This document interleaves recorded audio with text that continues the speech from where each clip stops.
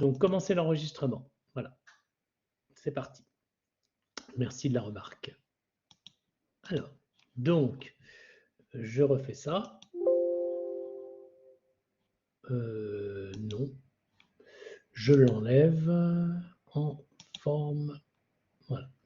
Donc, regardez, je cherche à, dans l'entrée des données, pouvoir réaliser de nouvelles entrées sous une forme condensée. Pour ça, je peux associer à site pollué, non pas la table événement pollution qui est ici, qui est un petit peu complexe à gérer, mais peut-être plutôt la requête d'affichage global qui me permet d'afficher les pollutions. Alors, par contre, je pense que dans ma requête, j'ai fait une petite erreur. Je regarde vite fait. J'ai dû faire absence de rapport. Ça n'a rien à voir avec ce que je cherche. Donc, j'enlève ça. Je veux vraiment tous les éléments. Donc là, je vais faire enregistrer.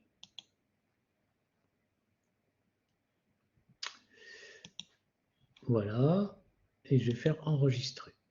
Voilà. Donc là, j'ai vraiment l'affichage de tous les sites pollués d'une façon condensée, où on voit non seulement les coordonnées du site, mais également le pollueur, le polluant, le rapport synthétique. Bref, je peux agir sur cet ensemble. Donc là, pour décrire les sites pollués. Là, je vais fermer. Et je vais fermer ça aussi. Et je vais transformer la requête d'affichage global en formulaire de présentation de cette requête. Je clique sur la requête et je vais dans Créer formulaire. Donc je clique sur la requête, Créer formulaire. C'est le premier bouton formulaire. Quand je clique dessus, il me crée automatiquement le formulaire. Et quand je viens naviguer, on voit bien qu'effectivement, je peux naviguer d'un site à l'autre. Alors, vous vous souvenez, en bouton de navigation, on avait fait ça pour catalogue polluant. Donc, on ne va pas se gêner. Bouton de souris de droite, mode création. Et puis, on va copier tout ce bazar. CTRL, copie. Et on va l'importer dans, j'ai appelé affichage global. CTRL V. Alors, on va faire coller. Alors, s'il veut bien le faire, parce que là, visiblement, j'ai eu un petit problème. Donc, je vais faire copier ici et coller ici. Ah, si je me mettais en mode création, ça irait mieux. Donc, je n'étais pas en mode création. Et je vais faire coller ici. Et je les déplace. Il suffit juste de les déplacer pour pouvoir avoir un ensemble de navigation assez sympathique à utiliser. Ouais. Donc là, cette façon de faire nous permet de simplifier l'affichage. Enregistrer. Donc là, je ne vais pas appeler ce formulaire affichage global, mais tout simplement site pollué. Ou pollution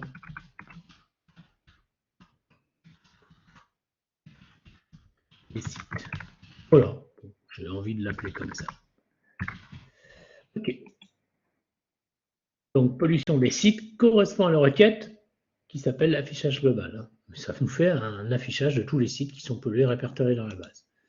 Donc, ceci, je vais le fermer. Et ici, à la place de garder site pollué, je vais tout simplement faire une copie de bouton. Alors, j'ai 36 façons de faire. Soit je le fais ab novo, à la main, soit je le fais avec le conception de formulaire qui va me demander d'intégrer un bouton. Donc, bouton que j'ancre à peu près ici. Et alors, il faut faire attention maintenant, c'est une opération sur formulaire. Et il s'agit d'ouvrir un formulaire. Suivant. Et ce formulaire s'appelle pollution des sites. Et voilà, on a fini le boulot. On ne touche à rien d'autre, sinon qu'ici en texte, on va mettre ici site pollué, comme ça. Site pollué. Et tout est OK. Alors, un petit coup de souris un bouton de souris droite pour reproduire la mise en forme. Voilà. Et puis, dans cette mise en forme, on va carrément, comme d'habitude, lui mettre 5 de haut, 5 de large et 1 de haut. Voilà. Alors, on peut regarder, comme d'hab, ce qui s'est passé à événement sur clic. Et événement sur clic, on a bien ouvert, grâce à la commande ouvrir formulaire, pollution des sites. Donc, on ferme. Et donc, le bouton est absolument fonctionnel. Il suffit de l'utiliser. Alors maintenant, je vais enlever ça, tout ce qui ne me sert pas, supprimer le site pollué ancien. Je vais essayer de remonter ça, d'ailleurs, tout un petit peu. Et puis, j'ai plus qu'à l'essayer. Et effectivement, vous voyez que j'ouvre bien. Et là, je peux naviguer d'un enregistrement à l'autre pour voir un peu tout ce qui s'est passé dans ma base de données. Bien, on y est presque, on a presque fini l'interface, hein, c'est déjà bien élaboré. Vous voyez, donc il faut quand même soigner l'interface pour pouvoir utiliser la base de données de façon assez simple et sans perdre de temps à programmer ou à aller rechercher la table ou la requête qui nous intéresse. Et on n'a plus qu'à, par exemple, définir la requête pollution intense. Alors, pollution intense, quand on clique dessus, vous vous souvenez, elle n'affiche que les pollutions supérieures à un certain seuil. Ici, supérieure ou égale à 3. Bien. Même chose, on peut la transformer en formulaire, pourquoi pas. Puis on peut l'embellir, ce formulaire, plus tard. Donc ici, on clique sur pollution intense, créer, formulaire, et puis on va l'enregistrer, ce formulaire, en l'appelant tout simplement, lui aussi, pollution intense, ce formulaire. Donc il y a une requête pollution intense, et l'exécution de cette requête peut être mise en forme, sous forme de formulaire, pollution intense. Alors, n'oubliez pas que tout ce qui est changé dans la requête va changer pour autant le fichier pollution intense. On va essayer de l'utiliser de le tester pour voir si ça marche vraiment. Donc, vous avez ici un nouveau formulaire qui s'appelle pollution intense. Okay, et je vais l'appeler ici dans bilan. Donc, mode création. Pollution intense, je le mets de côté. Je crée mon bouton dans organisation, création de formulaire. Comme d'habitude, je l'ancre. Comme d'habitude, je réponds à l'assistant bouton de commande qui me donne l'opération d'un formulaire. Ici, je vais dire que j'ouvre un formulaire qui s'appelle... Alors, j'aurais très bien pu ouvrir la requête. D'accord? J'aurais pu exécuter une requête, mais elle aurait été présentée sous une forme tabulaire, comme on a l'habitude. Là, j'ai choisi de l'ouvrir sous forme de formulaire, qui lui-même correspond à la réalisation de la requête. Bien, donc ouvrir un formulaire suivant, et ça va être pollution intense. Ouvrir un formulaire, et là, je vais l'appeler pollution intense.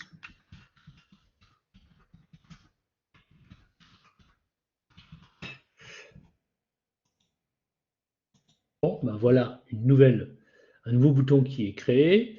Même chose, je vais le faire. Alors, s'il est gris, c'est parce qu'il a été créé dans un ancien format, puisque ce formulaire est importé d'un format, vous vous souvenez, MDB, Master Database, au lieu d'un format ACCDB, c'est-à-dire Access Database. Bon, alors dans ce cas-là, on lui change son aspect en cliquant ici, accueil, petit pinceau de reproduction, de mise en forme, et je le mets ici. Accueil, j'enlève la reproduction, je désélectionne la reproduction, je me mets ici, format comme d'habitude 5 de large, 1 de haut. Je me retrouve avec un nouveau bouton formaté comme les autres, hein, fonctionnel, qui s'appelle pollution intense. Donc, je n'ai plus besoin de celui-ci, du coup, l'ancien gris, là, je le supprime. Et je me retrouve avec quelque chose qui va normalement fonctionner, puisque quand je clique sur pollution intense, j'affiche bien, eh bien le formulaire qui me révèle quelles sont les pollutions qui ont été les plus intenses dans ma base de données. Alors pareil, je pourrais importer, comme dans Site pollué, tout ce pavé numérique, ce pavé de navigation pour faciliter la navigation dans le formulaire que j'ai appelé pollution intense. Mais bon, vous savez le faire, on ne va pas le faire, on ne va pas répéter 10 fois les mêmes choses. Alors qu'est-ce qui reste? Bon, eh bien, il resterait à définir les boutons qui s'appellent donc conséquences écologiques, actions juridiques, bilan financier, que sais-je encore, comme par exemple des pollutions en cours. Donc ces boutons, on va les laisser factices. Vous imaginez bien que derrière, on pourrait associer eh bien, une action qui pourrait, par exemple, nous calculer un bilan financier par une requête, ou bien nous afficher quel est l'état des actions juridiques par exemple, un formulaire qui résumerait les actions juridiques menées. Mais on pourrait s'intéresser aussi aux conséquences écologiques définies dans cette base de données. Bref, tout un ensemble qui pourrait compléter notre première, on va dire, investigation, pilotage et maintenance de notre base de données. Alors, il y a un côté quand même qui est un peu mystérieux, c'est accès administrateur. Qu'est-ce que c'est que accès administrateur? Alors, voyons voir un petit peu ce que j'avais prévu dans administrateur. Quand je double-clique ici sur le formulaire administrateur que j'avais importé, je vois que j'ai source supposée, événement pollution, action juridique, bilan financier. Bref, je vois que j'ai des choses qui sont accessibles uniquement à l'administrateur. Alors, ça veut dire que dans le formulaire d'accueil, ici, il faudra peut-être que j'enlève des fonctions qui sont propres à l'administrateur et peut-être pas dévoilables ou tout venant, pour pouvoir justement distinguer les deux interfaces. L'interface qui va s'appeler accueil pour l'utilisateur lambda et l'interface administrateur. Alors, c'est très simple. Pour faire un truc comme ça, si ça vous échoue un jour, vous faites un copier de l'état actuel de votre formulaire d'accueil, CTRL-V. Vous allez l'appeler formulaire administrateur, donc vous allez le faire.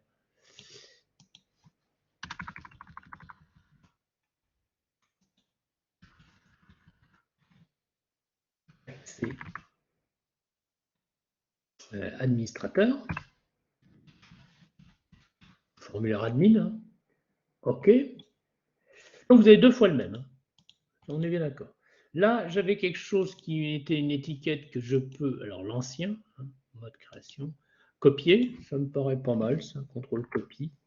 Et puis, donc dans le nouveau formulaire administrateur qui est ici, que je vais tout de suite remplacer,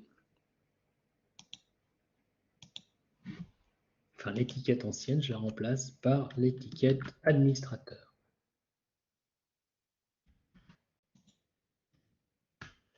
Voilà. Alors normalement, pour être honnête avec vous, on peut, grâce à une petite subtilité de programmation, réserver cet accès grâce à un user ID et un mot de passe. Donc par ID et mot de passe, ce qu'on appelle un user ID, identification d'utilisateur. Mais bon, je vous en fais grâce parce que vous saurez le faire très facilement. Il suffit que vous alliez sur Google et que vous tapiez création d'un mot de passe pour accéder à un formulaire sous Access. Et vous aurez une bonne quantité de propositions de programmation qui vous seront faites, où là, vous faites simplement un copier-coller du code, vous l'enregistrez dans une macro, et puis lorsque vous cliquez sur ce bouton, bah, vous associez la macro, comme je vous l'ai fait voir, qui va demander de réaliser un code. C'est tout bête. Mais là, pour nous, on ne va pas faire ça. On va faire beaucoup plus simple. Donc, on va faire beaucoup plus simple en se remettant sur celui-ci. Voilà. Et on va demander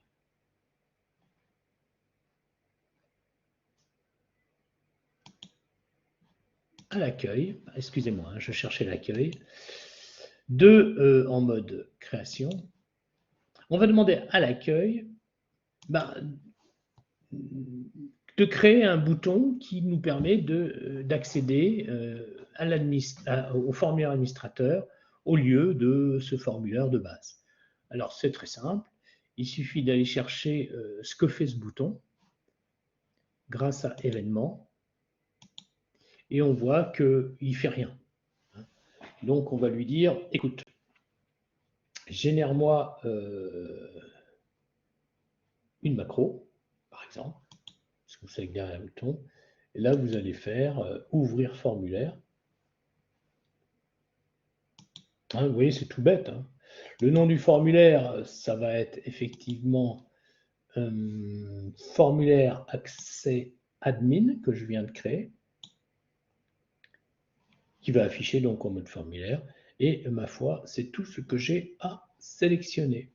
Donc je fais enregistrer, fermer, et mon bouton est défini enfin par un événement. Donc je répète, hein, je crée n'importe quel bouton qui n'est pas fonctionnel pour l'instant, avec le titre accès réservé administrateur, et je vais lui demander d'associer l'événement au clic, hein, c'est tout bête, hein, qui consiste à ouvrir le formulaire qui va s'appeler formulaire accès admin. Alors bien sûr, je pourrais utiliser le fameux conception de formulaire, bouton, etc., redéfinir l'ouverture, et ça fera exactement la même chose. Okay, donc, voyez voir un petit peu ce que cela rend, ça, en mode formulaire. Et bien, vous voyez que maintenant, le bouton est fonctionnel. Quand je passe dessus, il change de couleur. Et si je clique dessus, j'ai bien l'accès réservé à l'administrateur. Alors, bien sûr, comme par symétrie, je vais passer effectivement ici en mode création, enlever accès administrateur à accès libre. Voilà. Et accès libre, que je pourrais mettre en bleu parce que c'est moins sujet à caution, ça. Voilà. Et accès libre, lui, il va pointer vers forcément ce que j'ai appelé le formulaire d'accueil normal. Donc, je clique sur le bouton, le pseudo-bouton, je vais dans événements, au clic, et au clic, je vais faire générateur de macro, ouvrir.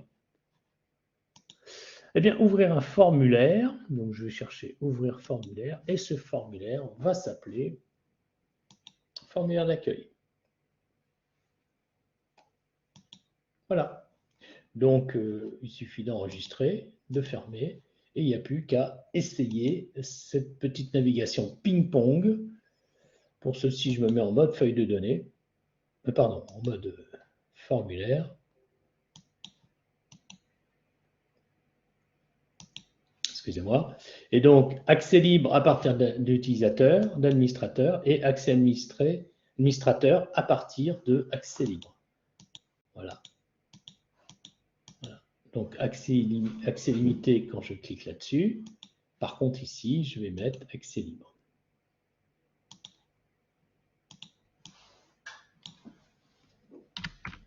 Bon, alors maintenant, qu'est-ce qui reste à sélectionner quand on est dans l'administrateur? On peut tout réaliser, alors que quand on est dans le formulaire d'accueil, standard,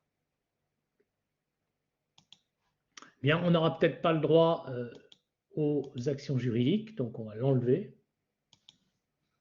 C'est un peu délicat, ni au bilan financier, c'est confidentiel, on va dire, ni... alors, peut-être des pollutions en cours, ça on peut le laisser. Ça regarde le public. Donc ça, je le laisse. Et puis, site pollué, on peut le laisser. Catalogue pollué, on peut le laisser. Mais sauvegarde Excel pour le public, non. c'est dangereux, il pourrait en faire quoi? Structure de la base, pourquoi pas? Doc technique, oui. Et donc, on a quelque chose qui est maintenant réservé à une certaine utilisation. L'utilisateur lambda aura cette interface, tandis que l'administrateur, alors bien sûr, on clique là, on a un mot de passe à rentrer, aura le droit à tout, c'est-à-dire aussi à visualiser, contrôler, éditer ce qui va s'appliquer aux actions juridiques, au bilan financier et bien sûr à la sauvegarde de la base sous format Excel. Par contre, j'aurais pu très bien donner en administrateur aussi la doc technique, pourquoi pas. Donc, formulaire d'accueil, bouton de souris de droite, mode création, cliquons ici, contrôle copie, allons dans formulaire access admin, bouton de souris de droite, mode création et rajoutons la doc technique qui peut aussi intéresser l'administrateur. Voilà, bon là c'est pareil, je pourrais changer l'aspect du bouton, c'est pas un problème. Je vais essayer de le faire comme ça. Normalement, ça devrait marcher. Accueil. Normalement, ça devrait marcher. Non, il ne veut pas aller plus loin.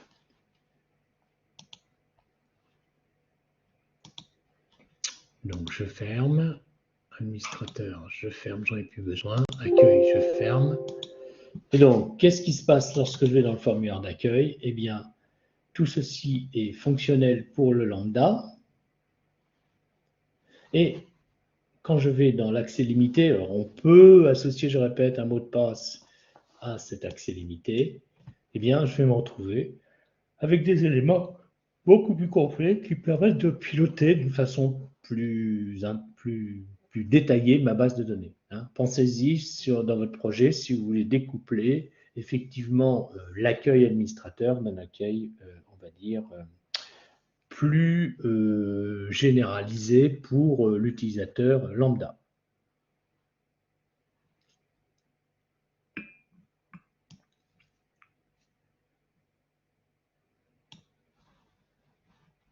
Je vais revenir, j'arrête le partage, je vais revenir au sauve. Est-ce que ça vous va à peu près? Vous voyez là à peu près comment on interface la base? Oui, c'est bon, on a rien. Vous avez vu hein, que là, vous êtes arrivé à faire quelque chose d'assez performant. Hein. Alors, je vais vous parler de ça.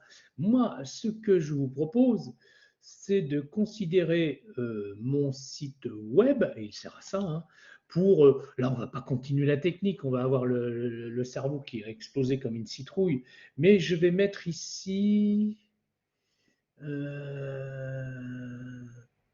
lien sur comment on réalise la cartographie, d'accord hein. Je vous mettrai ça, hein, je mets ça à jour d'ici le week-end. Hein.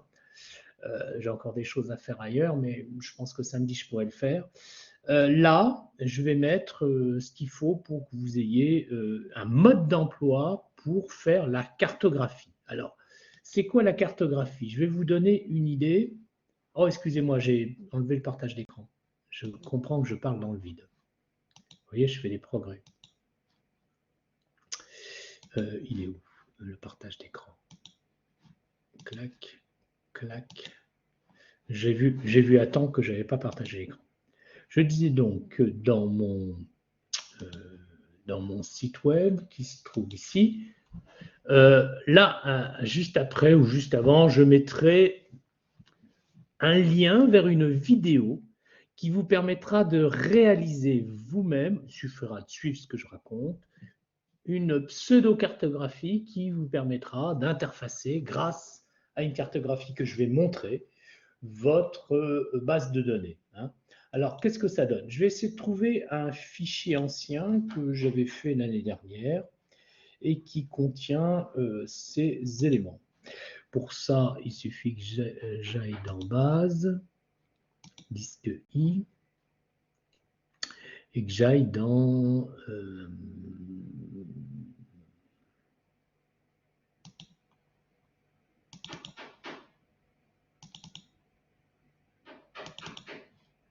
Non, c'est pas là.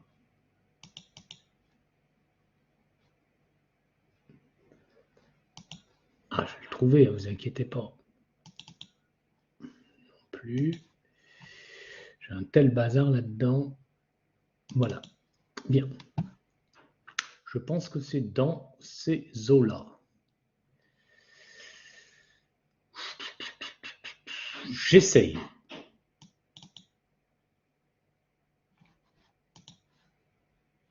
Bien. Alors, qu'est-ce qu'il me fabrique là? Il ne fabrique rien.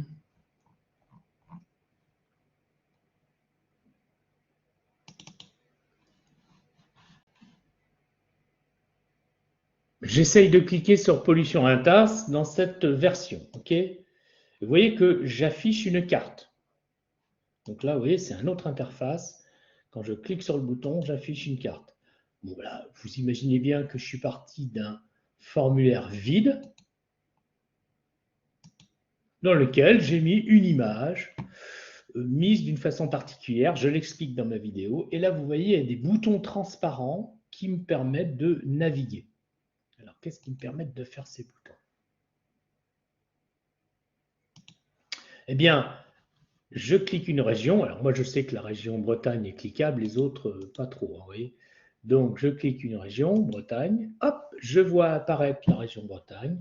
Et je lui demande de faire les bilans de la pollution intense dans tous les endroits où il y a un point rouge. Vous voyez qu'il change de couleur. Et regardez bien, dans cette zone, je suis en un seuil d'intensité, par exemple 3. Le nom du polluant, par exemple mercure. Et il va me dire, alors là, il n'y en avait pas, hein, d'accord. Donc, je vais faire seuil d'intensité 1. Ok. Je ne sais pas, je vais faire mercure pour voir s'il y a. Là, il m'affiche effectivement le bilan de tout ce qui est supérieur à 1 en pollution mercure. Donc, vous voyez, il y a le nom du site, les coordonnées GPS XY, la surface, l'unité, etc. Donc là, tout bêtement, une carte qui permet de répondre à la question. Donc, au lieu d'avoir le lancement d'une requête qui va m'afficher sous forme tabulaire les pollutions intenses, ben, je vais pouvoir choisir dans la région qui m'intéresse, celle-ci. Alors, je vous ai fait voir les dessous de cette affaire. Hein. J'ai créé des boutons invisibles ici, il suffit de les mettre transparents à droite, hein, vous allez voir, j'explique tout ça dans ma vidéo. Je couvre le maximum de surface de la Bretagne avec des rectangles, ce qui n'est pas toujours facile.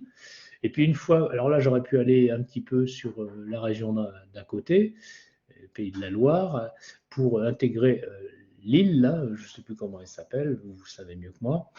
Et puis, ces 3 boutons pointent sur le même formulaire. Hein. Regardez, si j'en clique sur un, que je vais sur événements, je vais ici, je vois que j'ouvre un formulaire qui s'appelle Région Bretagne. Et ce Région Bretagne fait encore une cartographie, puisqu'il affiche, alors je pourrais faire ça région par région, hein, il affiche sa Région Bretagne. Alors maintenant, regardons, découvrons le poteau rose de Région Bretagne, mode création. Et là j'ai mis un tout petit bouton que j'ai réduit au minimum en travaillant sa taille. Vous voyez, toute petite, 0,2, 0,2, parce que sinon on ne le voit pas. Hein. Et puis là, j'ai mis une étiquette pour essayer d'expliquer ça. Et puis, ma foi, qu'est-ce qu'il fait, ce bouton? Regardez, on va à clic. Ah, comme par hasard, il ouvre la requête pollution intense. La belle affaire, on s'en doutait. Donc, vous voyez qu'on peut vraiment faire des choses assez fun avec très peu de moyens, parce que ça ne remplace pas un SIG, hein, bien sûr, hein, cette affaire-là, mais ça nous permet quand même d'interfacer d'une façon un peu plus originale qu'avec les boutons qui lancent des requêtes ou des tables ou des formulaires, notre bazar, puisque on peut imaginer qu'on ait mis un autre bouton ici, un autre là, eh bien surveiller l'intensité des pollutions pour un polluant donné. Je crois que le caractère joker c'est étoile. Non, c'est pas étoile. Il suffisait de rien mettre. Non, non plus. Je ne me souviens plus ce que c'est que le caractère joker, mais vous pouvez répondre avec le caractère joker et il vous mettra tout. D'accord. Donc là, je remets 1. Je remets Mercure. Ion caractère joker et il m'affiche bien ma pollution intense. Donc ça, vous surveillerez sur mon site web qui s'agrémentera donc d'autres lignes cliquables. Bon, le site n'est pas formidable, mais au moins il est fonctionnel. Hein. Je vais essayer de le retravailler bientôt, justement grâce à l'informatique, j'espère.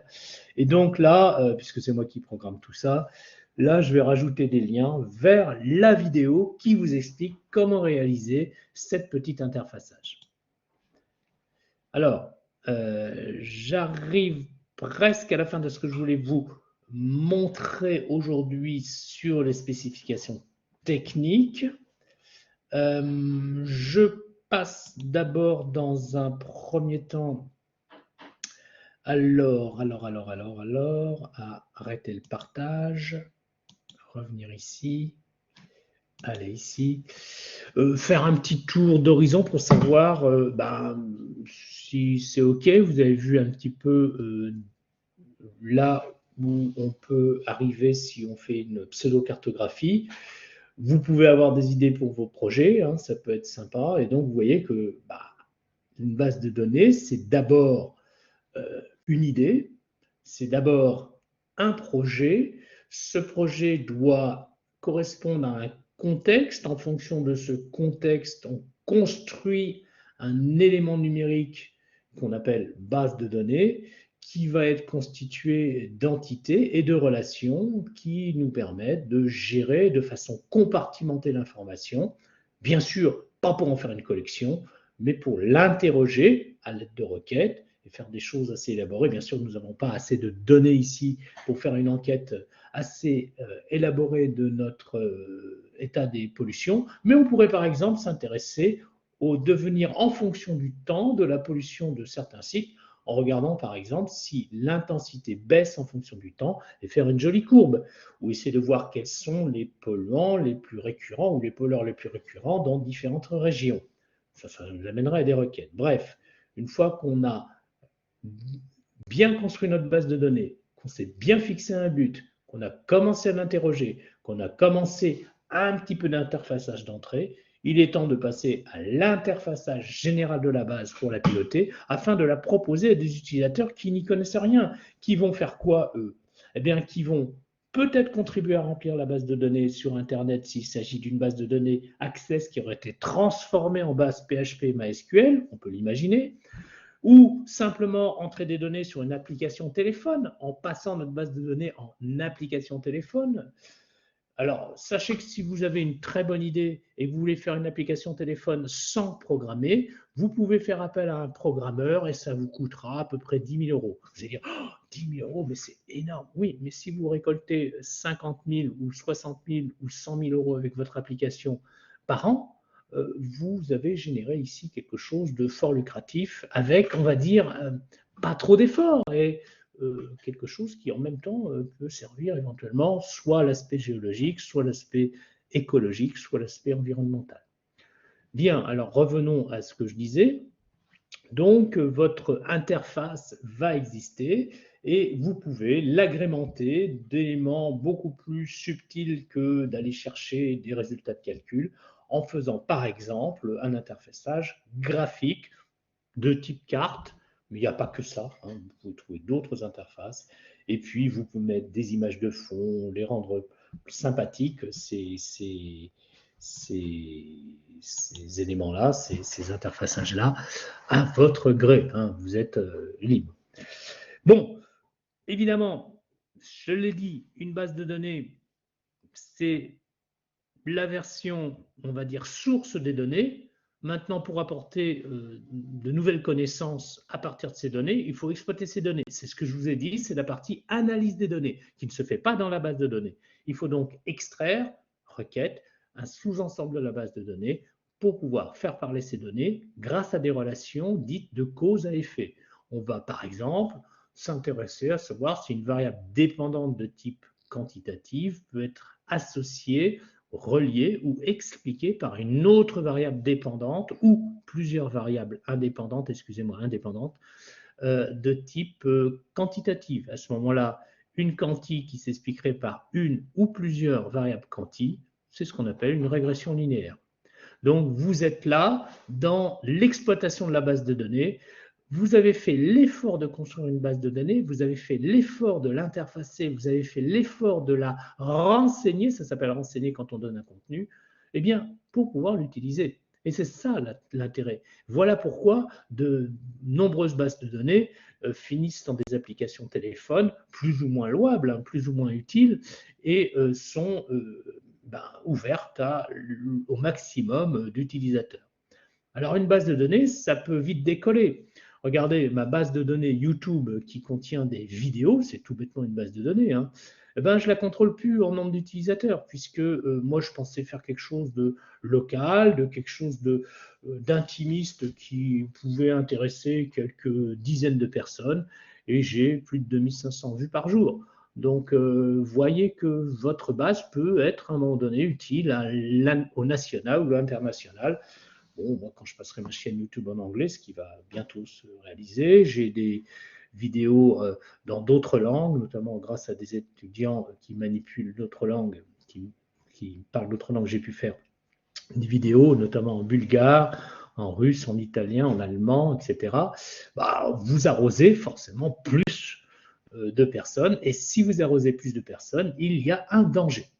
Un danger quand vous pirate, quand vous casse votre contenu, et il y a un danger que ça vous échappe, c'est-à-dire que des commentaires malvenus ou des réactions que vous n'avez pas prévues puissent arriver sur votre contenu base de données. À ce moment-là, il faut donc limiter l'accès à, on va dire, une société savante ou une société qui permettra d'être en connexion avec votre, on va dire, vos domaines d'application. Voilà, donc une base de données, c'est pas seulement l'outil qu'on a réalisé, c'est pas seulement collecter quelque part les données, c'est déjà un travail fastidieux et énorme, c'est aussi pouvoir exploiter ces données, les faire parler et tirer de nouvelles connaissances grâce justement à la structure que vous avez engagée. Je vous rappelle qu'on entend beaucoup parler de bases NoSQL, c'est-à-dire de bases de données non structurées. Je vous rappelle tout de même que toute l'analyse des données ne peut se faire que si on définit précisément la structure des données. Donc, à un moment donné, les non structurés deviennent structurés pour être analysés. Voilà.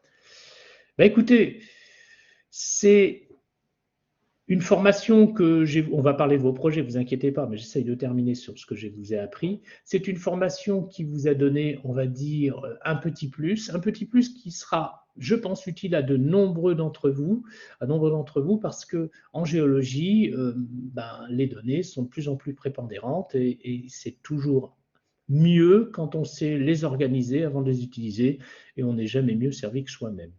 Vous verrez que ça peut passer comme quelque chose d'intéressant, je ne dis pas primordial, hein, mais un petit plus dans votre CV qui pourra vous faire choisir par rapport à d'autres. Nous sommes à Paris-Saclay, grâce à moi et peut-être quelques rares collègues qui le font aussi, une des rares formations de biologie et de géologie qui permettent d'utiliser, de permettre d'avoir cette compétence base de données aux étudiants. Donc servez-vous-en, essayez comment dirais-je, de faire profit de cette formation et moi, je fais le service après-vente. C'est-à-dire que si vous avez des questions 1 an, 2 ans, 3 ans après, il y en a qui me contactent et je leur donne des conseils. Quand je peux répondre à la question technique, je solutionne le problème technique aussi. Voilà. Alors, ça, je sais pas si vous avez compris, hein, bien que ce que je demande est fort simple. Hein. Vous réalisez une base de données, elle n'est pas nécessairement compliquée. J'ai vu que vos bases de données tenaient la route, elles étaient même très intéressantes. Vous réalisez un petit rapport sur la création de cette base de données. Dans ce petit rapport, il y aura pas mal de copies d'écran. Je vous ai expliqué dans le site web, je vous rappelle, ici, là, dans le site web qui se trouve là, je vous ai expliqué en bas, projet à rendre, tout ce que doit contenir le projet, le rapport, comment il est constitué. N'oubliez pas de zipper cet ensemble et de me l'envoyer à cette adresse-là. Le lien, pas le fichier, le lien vers le fichier, en utilisant un utilitaire de fichier voluminé. Je pense à par exemple celui de Paris Sud. Donc, les coefficients, c'est 3 pour la base de données, 2 pour le rapport. Et vous vous rappelez, vous avez une petite présentation orale à faire, c'est-à-dire une présentation orale avec un document numérisé, c'est-à-dire un document de type PowerPoint sonorisé, où vous expliquez un petit peu ce qu'il en ressort en quelques minutes. Vous n'êtes pas obligé de faire un truc qui dépasse obligatoirement 5-6 minutes. Vous pouvez aller à 5 minutes, c'est très bien. Si vous voulez à 10 minutes, vous pouvez le faire aussi. Et vous pouvez tout simplement mettre votre téléphone devant l'écran et filmer cet écran avec votre binôme qui tient le téléphone et vous faites la démonstration de la base de données, ce qui fait que vous avez un petit MP4 qui se rajoute à votre petit fichier PowerPoint où vous pouvez tout simplement filmer l'écran PowerPoint qui défile avec votre voix. Vous improvisez, vous n'êtes pas obligé de faire un truc que vous répétez des masses. Vous passez une première fois le PowerPoint, puis vous imprégnez de certaines phrases, certains mots-clés, puis vous y allez. Vous essayez de distribuer la parole entre les deux binômes, et puis voilà, l'affaire est faite. Si vous êtes seul, je sais qu'il y a une personne qui est seule, la personne qui est seule rend ça d'une façon peut-être un petit peu moins élaborée que si elle était en binôme, mais avec la même philosophie. Donc, voilà ce que j'attends de vous. J'espère que cette formation vous aura plu. N'hésitez pas à me faire des commentaires. Alors, normalement, je vous avouerai, je devais faire un petit questionnaire dans l'utilitaire de Google, un Google Form. J'ai eu la fainéantise de le faire, je ne l'ai pas fait parce que c'est du boulot avec des questions à droite à gauche. Donc si je vous pose la question de façon non anonyme, on va dire, est-ce que ça vous a plu cette formation? Et quelles critiques vous auriez à faire? Moi, j'ai trouvé ça intéressant parce qu'on apprend des nouvelles choses et même c'est utile, on se dit que ça peut toujours nous servir. Donc voilà, je peux dire ça sur l'UE. D'accord, c'est gentil. La formule atelier, ça vous a plu? C'est-à-dire où c'était axé sur la pratique, sans trop de théorie? Oui, ça c'était bien. C'est vrai que ça c'était bien de pouvoir faire des ateliers. Ouais, moi j'aime bien les ateliers. C'est-à-dire qu'on fait moins de blabla, on a une vraie problématique et ces projets. Et puis, vous voyez, aujourd'hui, je serais peut-être allé un petit peu moins loin dans la démonstration des choses nouvelles. Je vous aurais dit, allez, regardez dans mon site web comment on fait. Puis, j'aurais passé plus de temps à vos projets. Moi, j'aime bien faire avancer les projets parce que je pense que les apprenants, vous n'êtes plus des étudiants, vous êtes des grands. Les apprenants, et moi j'en fais partie des apprenants sur d'autres domaines, progressent quand ils sont confrontés à une vraie problématique, pas quand ils regardent une problématique imposée. Je peux me tromper, vous me le dites tout de suite.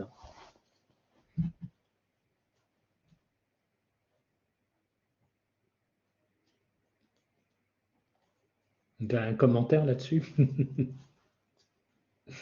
Ah, mais c'est qu'on est d'accord. Ouais, vous êtes d'accord.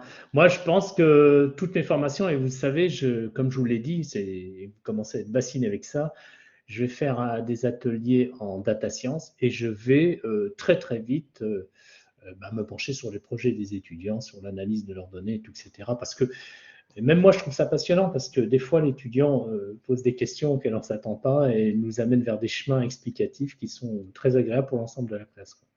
Écoutez, si vous avez des questions sur vos projets, je suis tout à fait oui, je suis à vous, là, je vous écoute. Qu'est-ce qui vous bloquerait? Si ça va, vous me le dites aussi, je vous écoute. Nous, de notre côté, ça va. Ça va. C'est bon, il n'y a pas de problème particulier. continuez selon votre direction, hein, je dirais, s'il n'y a pas de problème particulier, j'essaye d'attendre une seconde si d'autres réagissent, non? Pas de problème? Nous, avec Quentin, c'est pareil. On n'a juste plus qu'à remplir les données et sinon, c'est bon. Voilà. Alors, ne remplissez pas votre base avec des données réelles, hein. Faites des données inventées, hein, comme je vous l'ai dit, et n'en mettez pas 50, mettez-en juste 5 ou 6 comme on a fait dans la base pollution des sols, histoire de faire tourner une première requête, de faire un petit interfaçage sympa. Bon, ben, 5, 6, 10 enregistrements, ça suffit, hein. Et je dirais aussi que continuez dans la direction de vos projets, hein. Je les ai vus, ils sont fonctionnels, les liaisons sont bien construites, ça a de la tête. Ah oui, ce que je voulais dire, perdez pas votre temps là. Dès que vous avez 5 minutes, continuez d'écrire votre rapport, hein. N'attendez pas la dernière minute, hein. Faites-le, on va dire, en temps réel. Et puis, essayez, comme je vous l'ai dit, de vous présenter en 4e de couve. Alors, je sais, c'est emmerdant ce que je vous demande, mais vous verrez que plus tard, vous aurez une longueur d'avance sur vos collègues ingénieurs parce que vous êtes apprentis, donc à mes yeux, vous êtes ingénieurs déjà, des ingénieurs en herbe, mais des ingénieurs. Donc, vous aurez une longueur d'avance sur vos collègues ingénieurs parce que demain sera l'époque de la communication, plus qu'aujourd'hui. C'est-à-dire, il faudra bien écrire. On ne vous demandera pas d'être Balzac, hein. Et d'ailleurs, Balzac n'écrivait pas forcément très bien.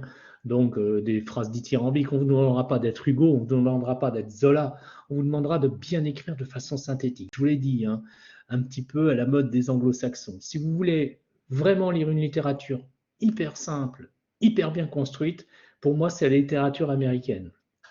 Donc, je vous ai dit que j'étais un fan d'anticipation, donc j'aime bien Ray Bradbury, hein, j'aime bien aussi Asimov. Regardez, c'est des phrases très simples, des phrases courtes, et ça nous amène à des histoires bien construites néanmoins.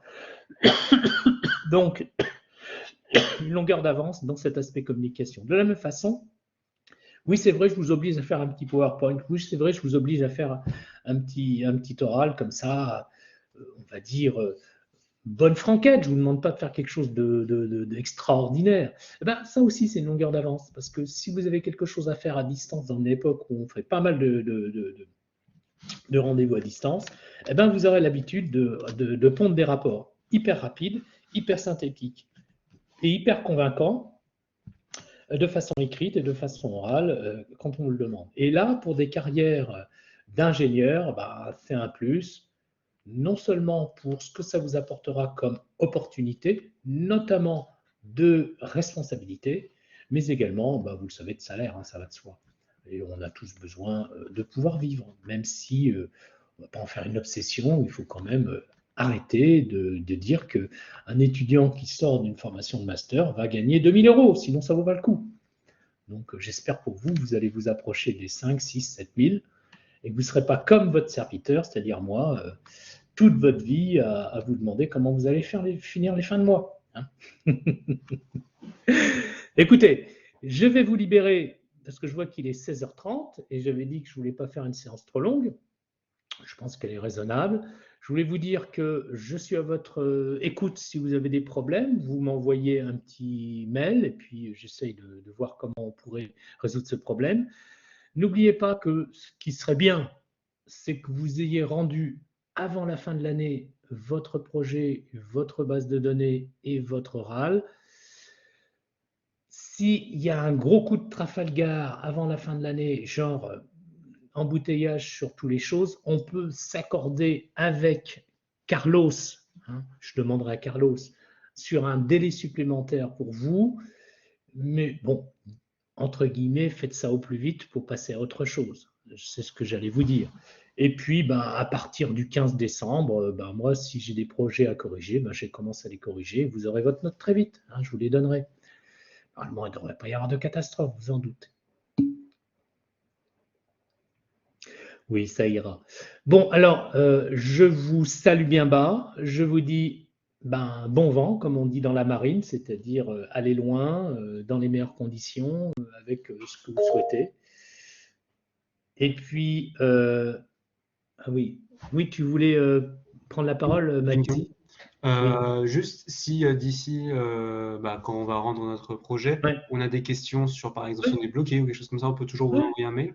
Oui, c'est ce que je viens de dire. Ok, ça marche. Ce que je viens de dire juste avant. Juste avant. Vous inquiétez pas. Et donc, ce que je voulais dire pour terminer, c'est que vous avez été une classe très agréable. J'ai eu plaisir à travailler avec vous et je suis sûr que vous allez continuer d'être passionné par ce que vous faites. Alors, je vous l'avais dit à vous, hein, n'envisagez pas une carrière rond de cuir, c'est-à-dire fonctionnaire avec des métiers. Vous avez fait ces études de géologie, c'était un métier tellement passionnant, enfin, c'est une discipline tellement passionnante, la géologie, par rapport à d'autres disciplines qui sont enseignées à la fac. Allez jusqu'au bout de vos rêves, continuez à être fiers d'être géologue. On aura besoin des géologues pour s'en sortir. On ne pourra pas imaginer travailler à dépolluer cette planète ou à aller vers un développement durable sans connaissance sérieuse en géologie. Donc vous êtes les piliers d'un meilleur avenir, hein, je vous l'ai dit. Donc voilà, un peu de compliments pour vous. Bonne soirée, bon week-end, et puis à bientôt de vous voir sur vos projets et n'hésitez pas à me contacter. La vidéo sera disponible sur le site web, c'est-à-dire que je vais l'enregistrer, enfin je vais la sauvegarder et il y aura un lien sur le site web avec la vidéo de la date tout en bas du site comme d'habitude. Bonne soirée tout le monde, bon week-end, je coupe la vidéo.